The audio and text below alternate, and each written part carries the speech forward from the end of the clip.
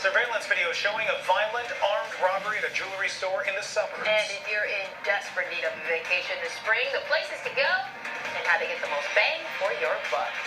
Good morning and welcome to the Saturday Morning News. I'm Tanya Francisco. I'm Sean Lewis. All those stories in just a moment. First, though, let's get a check with the forecast. Mike is here. What do we have? Crystal Lake behind you. Yeah, Crystal Lake. No ice in the lake at this time of the morning, and because of the warm weather we've had recently. But plenty of clouds, a few sprinkles across the Chicago area, but they're not going to bother us too much. You can see some of those sprinkles on a weather bug camera from Michigan City. Most of that precip that has been occurring early this morning is moving on out. Might see a peak or two of sun, but overall we're going to see more clouds and sun. Look what's going on to our north. If you're looking for winter, head north. This is northern Wisconsin, Land O'Lakes. Flakes are still flying, ice on the lake, and plenty of snow on the ground up there. In fact, if you head north, you can up to a foot or more of snow across portions of northern Wisconsin, the UP of Michigan. While a lot of the snow around here continues to melt, not much left except for the northern suburbs and portions of northwest Indiana.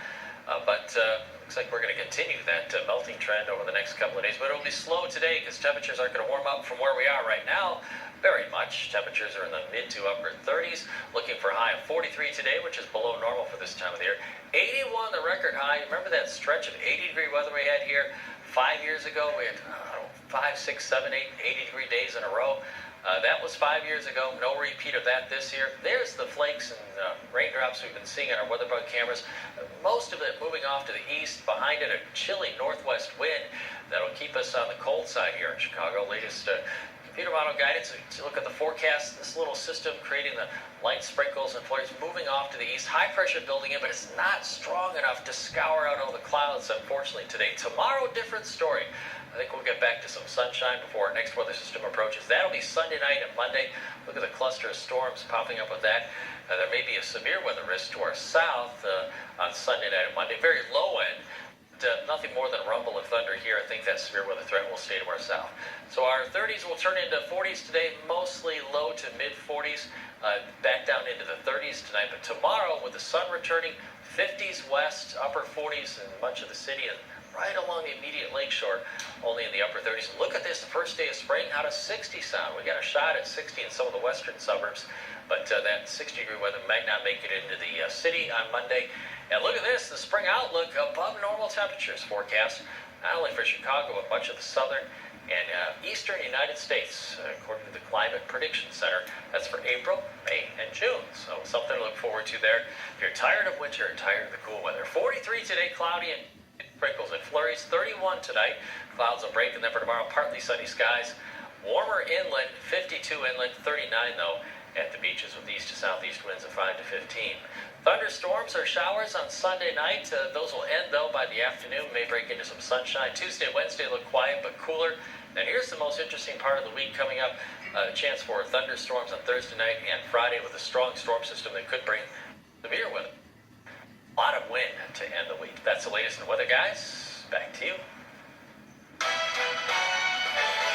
Let's update our top story now.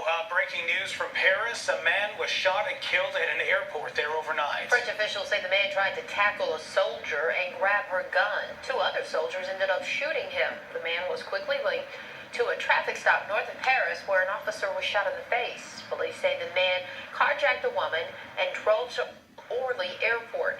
He was on the government's list of terror suspects, but he did have a lengthy police record and for robbery and drug offenses. The airport was evacuated and all flights were suspended. Operations have since resumed.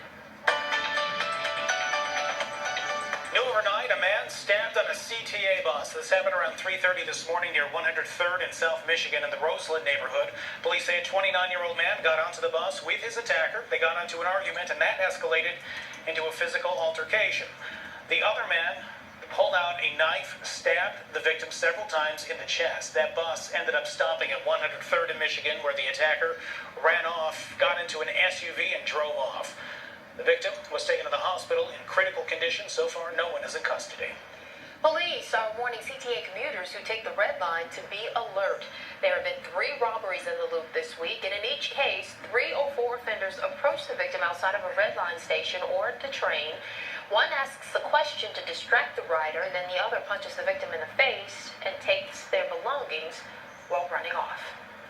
Hinsdale police are looking for the three men who robbed a jewelry store at gunpoint. This happened just as Rasney Jewelers was opening yesterday. The men stormed in violently, tackled the security guard, and knocked another employee down. Those workers were forced into the basement while the thieves ransacked the store. They ran out the door thinking that it was an exit. It was not. It would actually led them into a Starbucks. The men grabbed an employee then, made them show the way outside. They took off in a silver Lexus SUV. The father of a baby rescued from a lake in southern Illinois was shot in the head. Police say 37-year-old Justin Campbell was found dead inside a burned home in Glen Carbon, which is outside of St. Louis. Crews recovered a gun in his ex-wife Christy Campbell's SUV after she drove into a nearby lake. Paramedics were called to the scene as the vehicle began to sink. One dove into the cold water and rescued the couple's 3-month-old son. Quite a distance to get to that car. When I got halfway there, I was thoroughly thinking to myself, this is a terrible decision, and I really just need to turn around and go back to the dock because I'm going to get myself into a lot of trouble. But at the point, committed. Paramedics performed CPR on the unresponsive infant while on the roof of the SUV. Once he began breathing, the paramedics swam to shore with the baby in one arm. The baby was hospitalized and is expected to recover, but the mother did not survive. The Kane County coroner says the county's morgue capacity cannot accommodate any more bodies. Coroner Rob Russell contacted county board members this week in hopes of starting talks about finding some more space. He said it's been in talked about for decades, but nothing has ever been done to make the morgue any bigger. The coroner says he may have to rent space from DuPage County now in order to solve their problem in the short term. Well, the Cubs' World Series victory came with a steep price for the city of Chicago. The Sun-Times reports the city spent more than $18 million in overtime. That covers the cost of public safety and street cleaning during the postseason, as well as the huge victory rally in Grant Park. Police picked up most of the overtime, about $17 million of it. Streets and sanitation racked up more than $1,000, and the Office of Emergency Management and Communications spent more than $800,000 in overtime. Well, after a national search, comprehensive, all over the country, a man from Calumet Park, the next chancellor of the City Colleges of Chicago, Juan Salgado, is expected to begin this spring. He served as the head of the Instituto del Progreso Latino since 2001. Salgado was a recipient of the MacArthur Genius Award in 2015, one of the most prestigious innovation prizes in the entire country. The City College's board still has to approve Salgado's appointment. Well, it's become a tradition here at WGN. And our very own Patrick Elwood shaving his head to raise money for St. Baldrick's. Are you ready for him to be shaved? Shave, shave, shave, shave, shave. There's Dina just cheering him on. St. Baldrick's raises funds to fight childhood cancer, and it kills more kids each year than cystic fibrosis, asthma, and AIDS combined. Volunteers raise money, they get their heads shaved for the cause. Many are doing it to help someone they love or remember someone they've lost. Now, Patrick does it to support his daughter, who is a childhood cancer survivor. I told you about my daughter. She's a brain tumor survivor. Yes, I Going on her second year now, and she's doing great. So that's why we keep fighting away.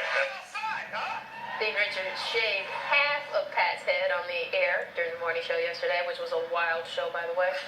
The rest of his hair was sheared off at another event later on. And over the past decade, St. Baldrick's has raised almost $13.5 million to fight childhood cancers. Nice. So when you see him this week, he'll look a little different. Now you know why. There you go.